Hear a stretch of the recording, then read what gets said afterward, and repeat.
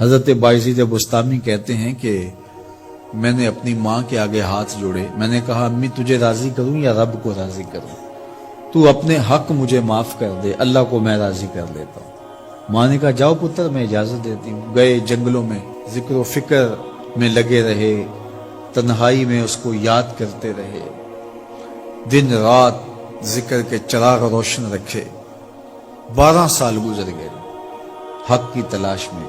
ایک دن واپس بستام کے قریب سے گزر رہے تھے، خیال آیا چلتے چلتے ماں کو سلام کر جاؤں۔ دروازے کو دستک دینے لگے تو اس خیال نے ہاتھ روک لیا کہ ساری زندگی ماں کو سکھ تو دیا کوئی نہیں، اب دکھ بھی کیوں دینے لگے ہو؟ رات کا ایک پہر بیت گیا ہے، سردیوں کی لمبی رات ہے، ماں بستر میں لیٹی ہوگی، تیرے لیے اٹھے گی، دروازہ کھولے گی۔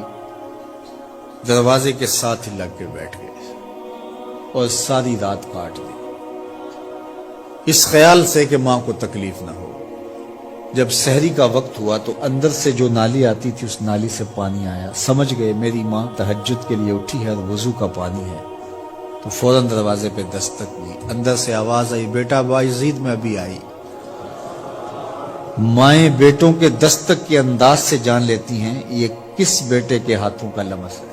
12 سال کے بعد آئے، دستک دی، کہا بیٹا باعزید میں ابھی آئی۔ ماں کی تو نگاہیں ہی دروازے پہ رہتی ہیں۔ اللہ اکبر۔ کہتے ہیں کہ ماں نے دروازہ کھولا، 12 سال جنگلوں کی خاک چھانتے بیت گئی تھی، پراگندہ صورت، بکھرے ہوئے بال، پھٹے ہوئے کپڑے۔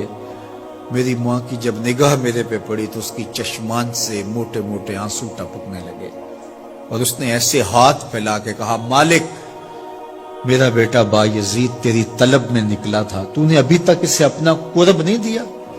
حضرت باعزید بستامی کہتے ہیں 12 سال کی ریاستوں سے جو کچھ نہیں ملا تھا ماں کے اٹھے ہوئے ہاتھوں سے مل گیا۔ میں نے کہا مالک میں تجھے کہاں ڈھونڈ رہا ہوں، تو کہاں موجود ہے؟ تو ماں باپ کی رضا اللہ کی رضا کا دروازہ کھولتی ہے۔